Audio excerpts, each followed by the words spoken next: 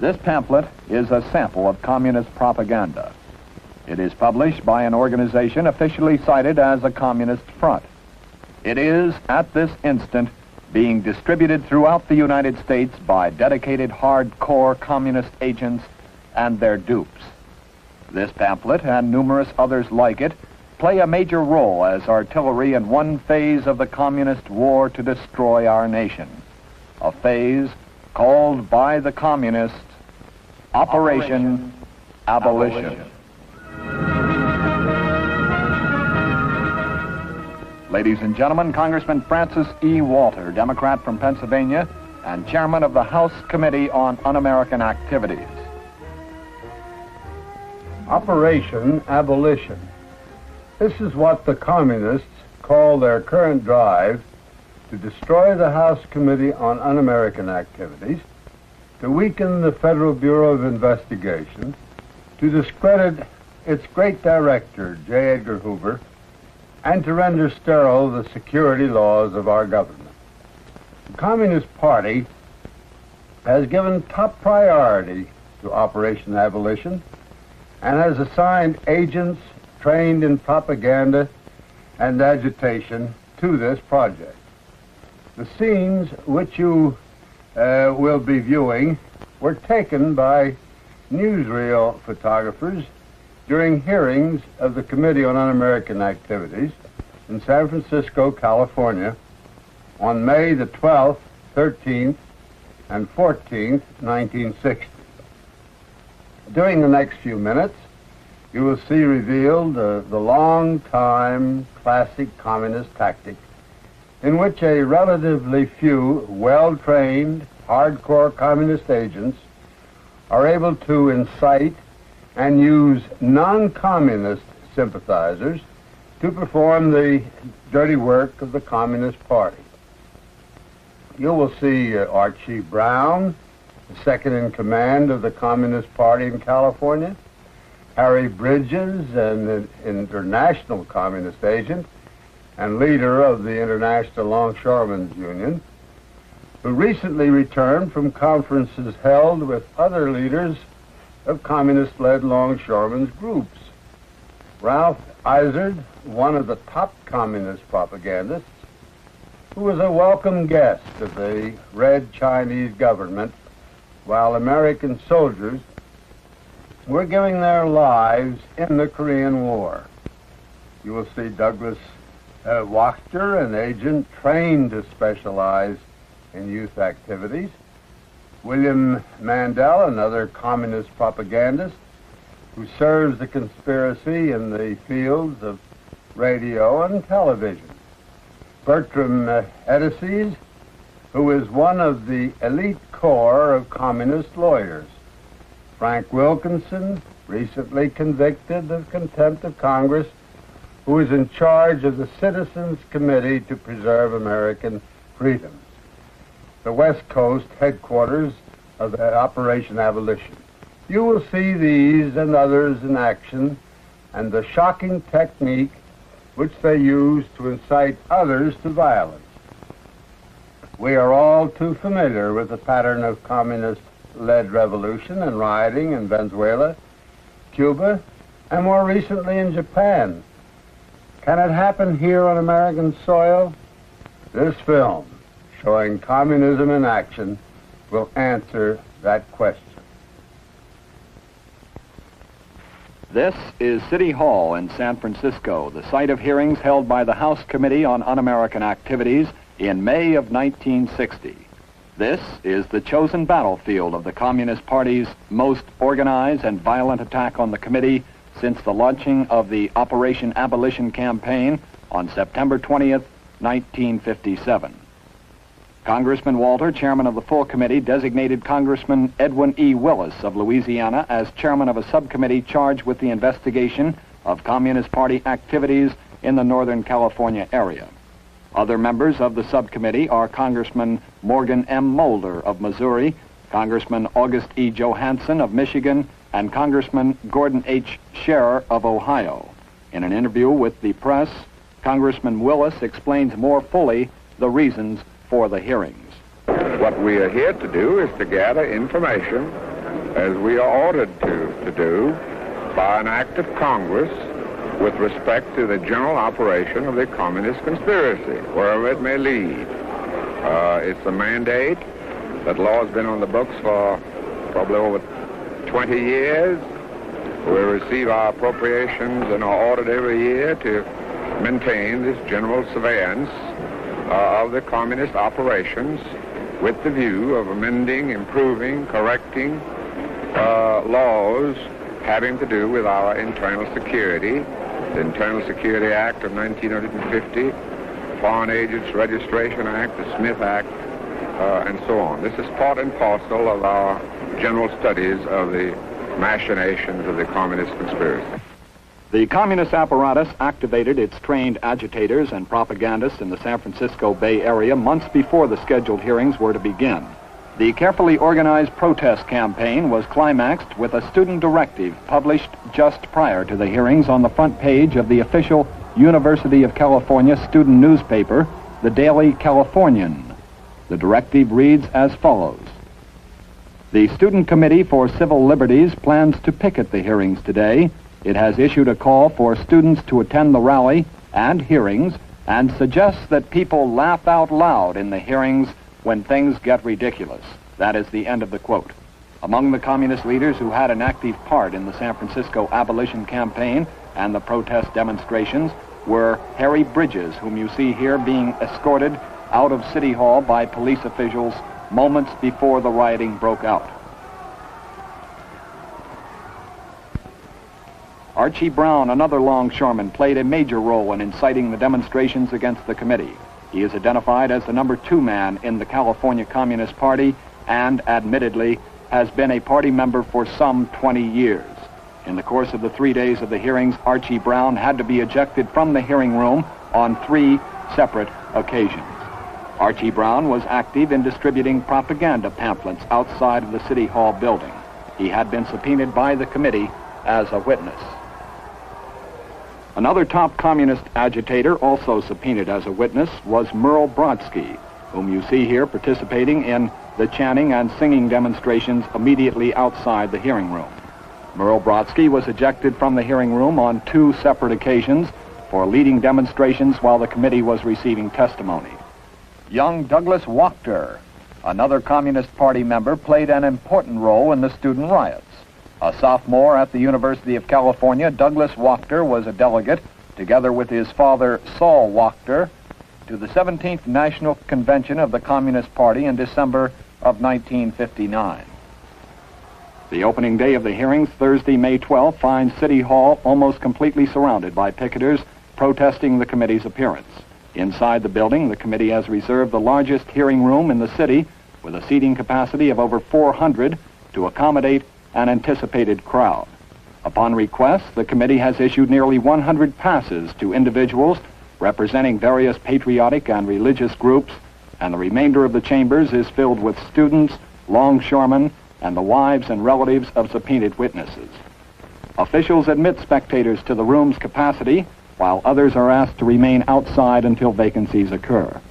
At this point, professional communist agitators in the halls begin leading the crowd in chants and songs while the committee attempts to conduct its proceedings inside. During the morning session, the student contingent, together with subpoenaed communists, succeeded in disrupting the committee hearings time and time again. Shortly after 11 o'clock, Chairman Willis is forced to ask police to eject Archie Brown, several students, and Merle Brodsky from the hearing room.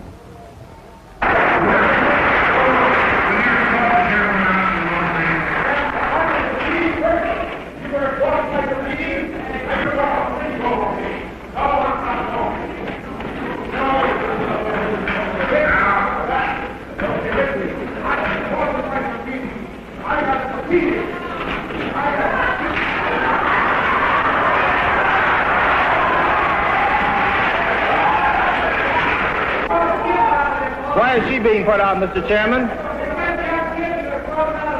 You want in here?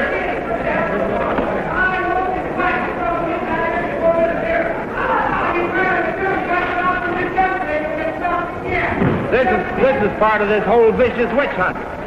Douglas Waltner is called to the stand and interrogated by Staff Director Richard Ahrens. He is asked about his Communist Party membership and his activities as a communist in various phases of college life. I respectfully object to the question on the same ground. Any question as to my political beliefs, association statements, deprive me of the right of free speech, press, assembly, and petition. The House Un-American Activities Committee serves no real legislative or constitutional purpose. It punishes individuals and groups. You're reading from a prepared statement.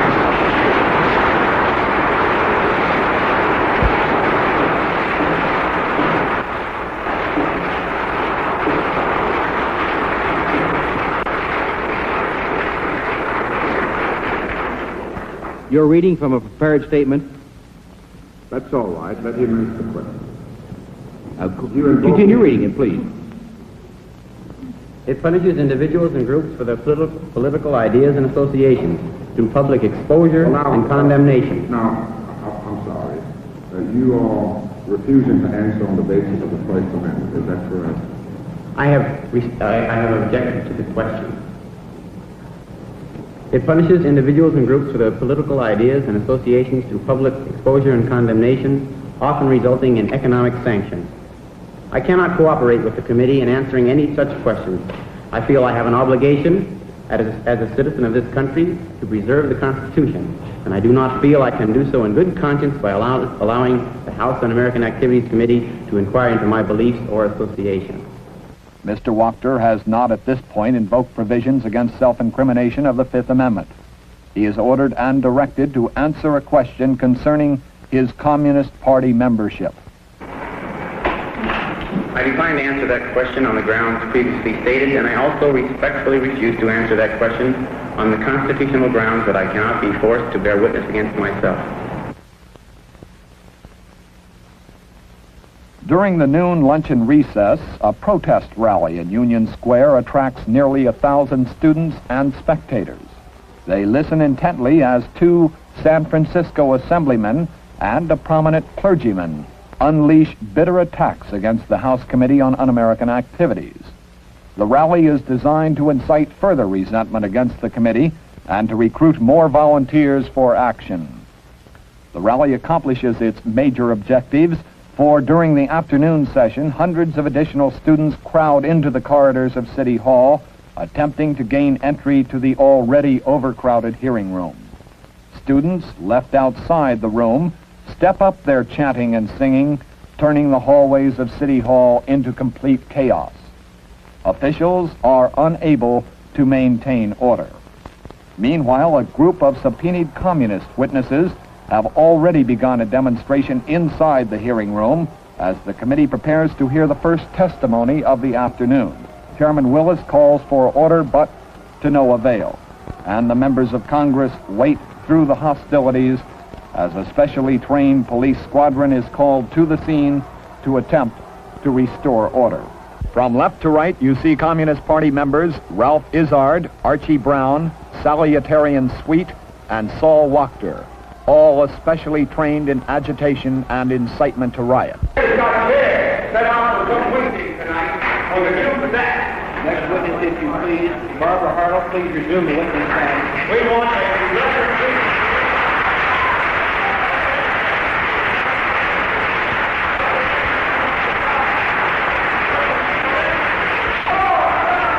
Open the doors! Open the doors! Open the doors! Open the doors! What are you hiding? Yeah, what are you hiding? We have nothing to hide. What are you hiding? Let the people in over here. What are you afraid of?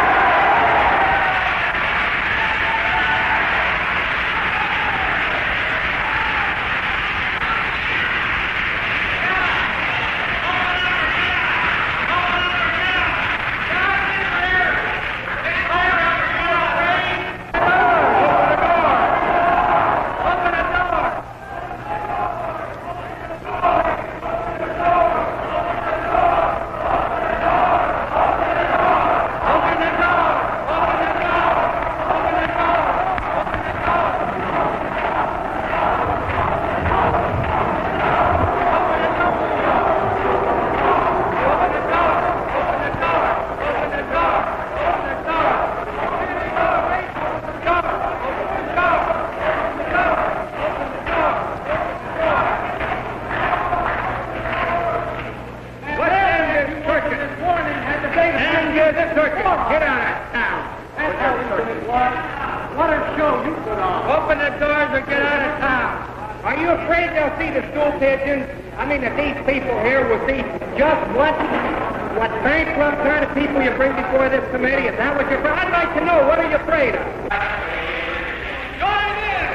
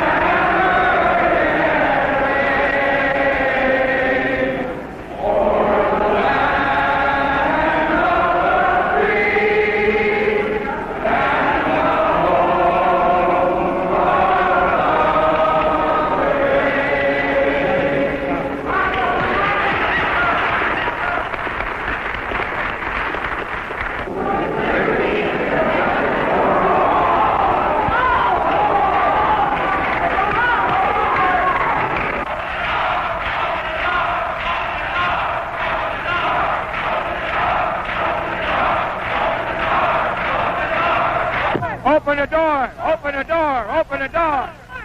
Open the doors! What are you afraid of? Open the doors! Here comes the goose squad! This is Americanism! Watch this Americanism in action! Wow! Watch this Americanism in action! Watch this Americanism!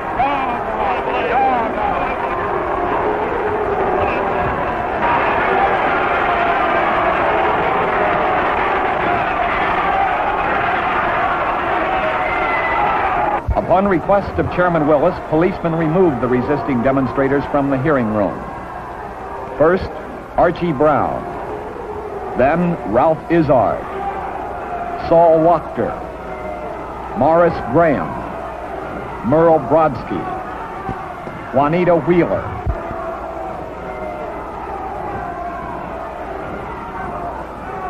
And finally, Sally Atarian Sweet. Chairman Edwin Willis issues another call for law and order in the hearing room. That these hearings have been conducted in a dignified fashion. The only earthly reason why the people, the door is not open, is this. In no courtroom in America are people allowed on the side aisle unless they order it. In no picture show or other public function are people allowed in the side aisle without being ordered. That is the only reason why this thing has been brought about. We were very patient this morning. We will continue to be patient but firm and decided. Now, this thing was brought about by disorderly conduct this morning. On the second day of the hearings, Friday, May 13th, loudspeakers are set up across the street from City Hall in an attempt to alleviate the crowds trying to gain entrance to the hearing room. Nevertheless, hundreds of students, longshoremen, and spectators crowd into the City Hall building as picketers continue to demonstrate outside the building. Officials admit over 200 of the crowd to the hearing room until it is once again filled to capacity.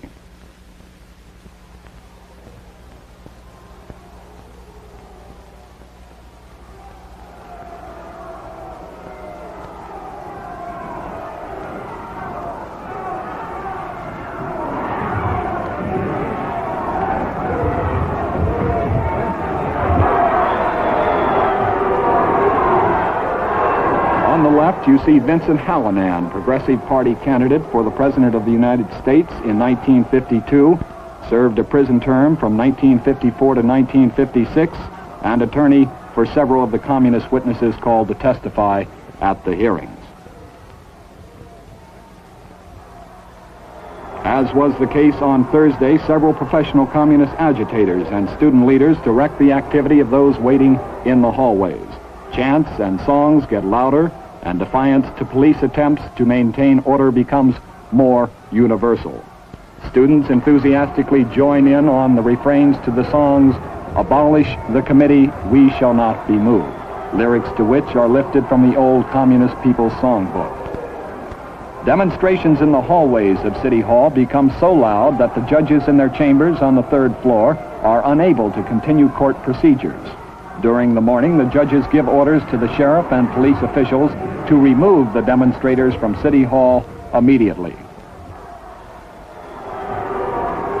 As pamphlets continue to be distributed among the demonstrators, police officials once again warn the students and agitators involved that they must be quiet or the orders of the judges will be enforced. The police warnings are met with jeers and boos and renewed chanting and renewed singing. Finally, during the noon luncheon recess, the judges in their chambers give official orders now to remove the demonstrators from City Hall. When an attempt is made to carry out the order, the crowd responds by throwing shoes and jostling the police officers. When one officer warns that fire hoses will have to be used if the crowd does not disperse, the demonstrators become more and more unruly. One student provides the spark that touches off the violence when he leaps over a barricade, grabs a police officer's nightstick, and begins beating the officer over the head. As the mob surges forward to storm the doors, a police inspector orders that the fire hoses be turned on. At this point, leaders of the group give orders to resist police enforcement. The crowd, now in open defiance of law and order, begins singing once again, "We Shall Not Be Moved." Riot squad police reinforcements arrive on the scene and are met by boos and jeers from the rioters. The communist agitators give new orders now to the students to sit down with their backs to the fire hoses and put their hands in their pockets after interlocking arms in what is described later by student newspapers as nonviolent resistance. Police, enforcing judicial orders to remove the demonstrators from the building, take the defiant students one by the feet and slide them down the wetted marble stairs of City Hall. On several occasions, the pattern of so-called nonviolent resistance is broken openly by defiant students. Those who had defied the law are taken to waiting police wagons and are hurried off to police headquarters, where they are booked on counts of disturbing the peace, inciting a riot, and resisting arrest. The communist and pro-communist press, of course, charge police brutality. Their press accounts of the rioting describe repeated incidents of policemen cruelly beating innocent students.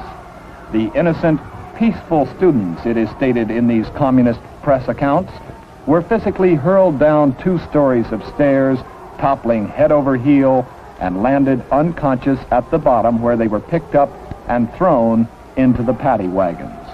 These films, taken by newsmen on the scene and edited only to the point of removing repetition, show a clear example of the lack of respect for truth, which is common practice within the communist propaganda press.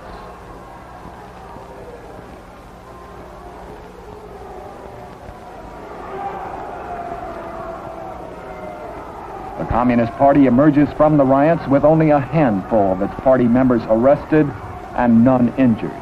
4 students suffer minor injuries. 8 policemen are injured to the point where they require hospitalization.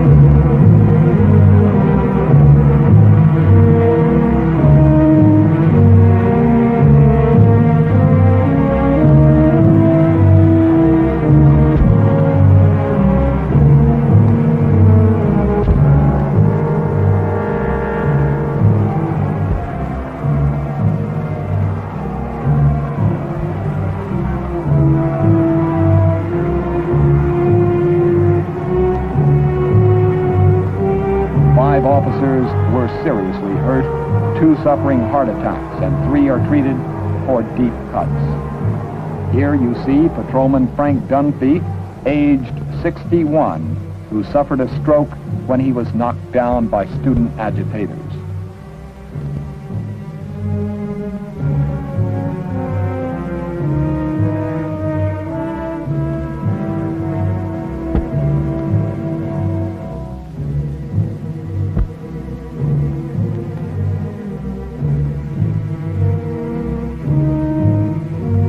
One of the communist professional agitators arrested is Vernon Bound, who was, in 1954, among the notorious Louisville Seven, charged at that time with sedition, destruction of property, conspiring to destroy property to achieve a political end, and contempt of court. Douglas Waltner, the 19-year-old student leader, was another Communist Party member who was arrested. At the police station, the rebellious students appear to have lost a little of their blatant enthusiasm and defiance, for without the psychological stimulus of mass chanting and singing, the individual students seem somewhat conscious and ashamed of what they have done. No longer is there the air of defiance. The organized resistance has been changed into individual confusion. These young people have been duped into openly resisting and defying law enforcement, duped by a handful of communist agitators. Another congressman assigned to the subcommittee conducting hearings in San Francisco is Congressman August E. Johansson of Michigan. Congressman Johansson. The students whose activities you have just witnessed, whether they realize it or not, are, as I pointed out to them in San Francisco, toying with treason. They have been handpicked by the communists to do the dirty work of the communists. Perhaps this is the greatest danger of all. The pattern of communist revolution and insurrection throughout the world has been to indoctrinate and train dupes to carry the party directives into the field, while the communists themselves remain in the shadows. Through a careful propaganda and smear campaign, the communists are able to inject a few with the virus. The disease spreads rapidly among their friends and associates, and a so-called spontaneous movement suddenly takes form. From this point on, the communists are relatively free to sit on the sidelines, issue occasional directives, and watch as their desires and projects are fulfilled to the perfection of their wildest dreams. Among those arrested in the City Hall at San Francisco were a few trained communist agents. The others were the unwitting dupes of the party who had, in the heat of chanting and singing, performed like puppets, with the communists in control of the strings, even to the point of willfully and deliberately defying law and order. The communists have admittedly chosen the minds of our youth as a #1 area for their insidious attack. You have seen the evidence of their success. My fellow citizens, what you have just seen and heard is a challenge not only to the patriotic youth of our nation, but to every citizen who is determined that we shall maintain our freedom. You have seen 2 types of communist-inspired violence, one taking the form of mass challenges of authority and defiance of law and order inside a congressional hearing room, the other coming in the form of open rioting and physical resistance to law enforcement. A third type of communist tactic, common in the Operation Abolition campaign, is defiance by individual witnesses and their attorneys to the committee itself. Archie Brown, already ejected from the hearing room on 2 occasions, is called to the stand and sworn in. He asked the chairman to shift the lights. Esmond, turn off those lights, sir. Mr. Chairman, could we shift the lights a bit? Just shift them. Archie Brown, second in command in the California Communist Party, is a top West Coast agitator. Ironically, he is appearing as a witness in the hearing room of the Board of Supervisors of San Francisco only 6 months after he himself received some 35,000 votes as a candidate for that same board. He is asked by Staff Director Richard Ahrens to identify himself. My name is Archie Brown. I live at 1027 Brussels Street, San Francisco. I am a longshoreman. I want to state, Mr. Chairman, that, you're still on but I have something to tell the committee. I want to tell the committee. In response to a subpoena which was served upon you by this committee. My family is being threatened. Today in response to a subpoena which was served upon you by this committee. Mr. Chairman, I respectfully suggest the witness now be ordered and directed to answer the question. I direct you to answer that question. Are you referring today in response to a subpoena served upon you by this committee? Yes, it was served on me by this committee. And are you represented by counsel? That I am. Counsel, will you kindly identify yourself? George Anderson. Mr. Brown, where and when were you born? Mr. Chairman, I want to state that I direct you to answer the question. That's the only way we can proceed orderly. Well, I was subpoenaed here. You're under direction to answer. You born, sir? I was subpoenaed here, and my Proceed family with the next question. My family. Kindly give us, if you please, Proceed sir. with the next question. I was born in Sioux City, Iowa. Mr. Chairman, I respectfully suggest the witness now be ordered and directed to answer the outstanding principal question. What is About to the- answer it. What is the outstanding principal question? The outstanding principal question is where and when were you born? I already said it. Give us then, please, a word about your education. As Archie Brown attempts time and time again to read a lengthy propaganda statement, he is repeatedly admonished by Chairman Willis that he must answer the questions of the committee and conduct himself in an orderly manner, or he will be removed from the hearing room for the third time. Under the rule of the committee, you may file that paper with our director at this time, if you wish to. I wish to read this statement. I want to read this statement, Mr. Chairman. How come that you're bridling me? I want to explain my position. I want to. You may file the statement, you may not read it. I want to read my statement if I make a motion. Before the House of I direct you, sir, to escort the witness outside the courtroom. Amendment 14 of the Constitution.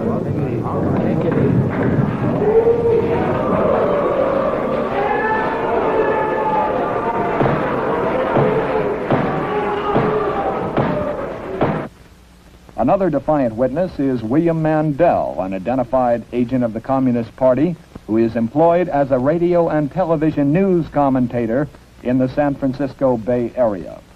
William Mandel is a top communist propagandist, serving the party in the underground areas as an instructor in communist training schools and operating for the party in public circles, posing as a respected newsman. He displays his bitter defiance of the committee in answer to questions concerning his Communist Party membership and activities. If you think that I am going to cooperate with this collection of Judases, of men who sit there in violation of the United States Constitution, if you think I will cooperate with you in any way, you are insane. Now, sir, were you a lecturer?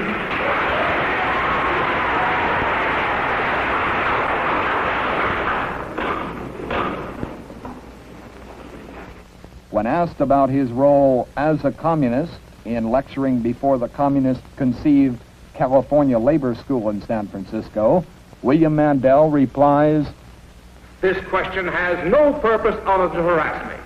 When I was asked this question last in 1943 by the late Joe McCarthy, And let me say that I am honored when people come up to me on the streets, perhaps I don't deserve this honor, and say, you're the man who killed Joe McCarthy. Because I happened to appear on the first day of the book-burning hearing, and I did my best to conduct myself in the manner which I'm conducting myself today. If there were any such evidence against me under any law, the proper authorities could move against me. This body is improperly constituted. It is a kangaroo court. It does not have my respect. It has my utmost contempt. And I am not going to answer that question, sir. This, then, is the pattern employed by the communists, their dupes and sympathizers in Operation Abolition. Another congressman assigned to the subcommittee conducting hearings in San Francisco is Congressman Gordon H. Scherer of Ohio. Congressman Scherer. One of the top communist agents assigned to Operation Abolition is Frank Wilkinson, recently convicted for contempt of Congress for refusal to answer questions concerning his Communist Party membership and activities. Frank Wilkinson's job for the Communist Party consists of one prime duty: to incite resistance and trouble for the House Committee on Un-American Activities in any given location where the committee is to conduct hearings. Frank Wilkinson was in San Francisco during the May hearings. He arrived in the city prior to the committee to organize the so-called spontaneous public demonstrations against the committee and the hearings. Moreover, he was actually in the corridors issuing instructions and inciting hostile action against the committee during the hearings. Frank Wilkinson was interviewed by newsmen shortly after he had been agitating among the student demonstrators. Listen to this interview closely, because in it you will hear Frank Wilkinson, a communist agent, explain his communist jargon, his function for Operation Abolition.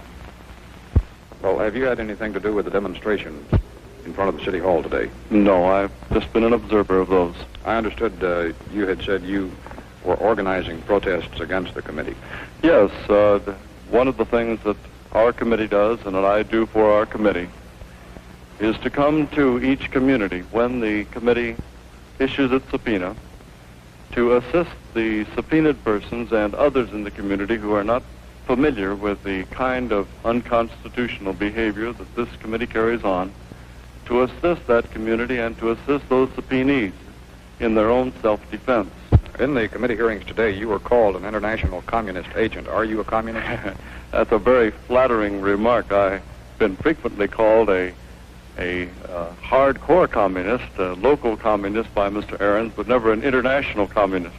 As far as the basic question is concerned, until the Supreme Court has answered the fundamental constitutional question, which is now pending in my case, which is one of the 36 First Amendment test cases of this committee, until they have resolved this matter and declared these kind of questions under compulsion to be illegal and unconstitutional, I refuse to answer the questions away from the committee, just as I refuse to answer them directly to the committee when I've been called. That was Frank Wilkinson, a top communist coordinator of Operation Abolition. During the past 45 minutes, you have been witnessing only the surface manifestation of an extensive operation by the communists, which in many phases is subtle, takes the form of articles, letter-writing campaigns, and a wide range of other smear activities. Not for the purpose of improving the investigative techniques of congressional committees, and not for the purpose of defending civil liberties as they would have you believe, but for the avowed objective of destroying the Committee on Un-American Activities and our nation's entire security program. You have seen communism in action, the same communism which is, at this instant, attempting to devour the world through subversion, revolution, deceit, sabotage, and vicious propaganda. You have, through these films, seen communism with its mask ripped off, with its sweet facade uncovered, and its hard, bitter, and determined core revealed.